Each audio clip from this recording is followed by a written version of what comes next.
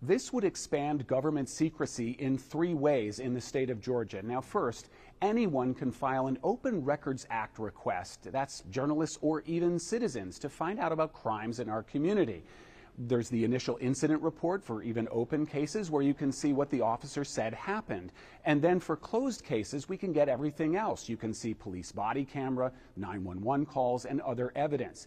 This would change that. Now, first, for open cases, police would be able to withhold that initial incident report narrative. They would be able to keep that part out of open records requests, even to citizens and journalists.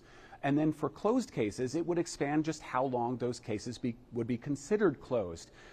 It would expand it all the way until all appeals have been extinguished and exhausted.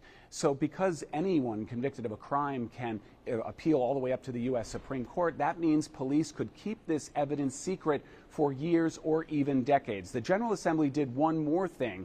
It added to the exemption it already gave itself. Lawmakers exempted themselves from the Open Records Act years ago.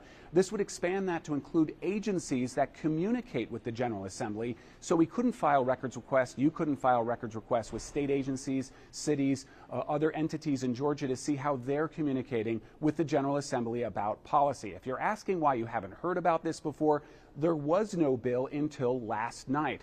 That's because the General Assembly slipped this into a bill that had already passed the Senate, SB 12, on a somewhat related topic. It went from a 3-page bill to a 34-page bill, and it's about government transparency. It could pass tomorrow and head to the governor's desk without any public comment.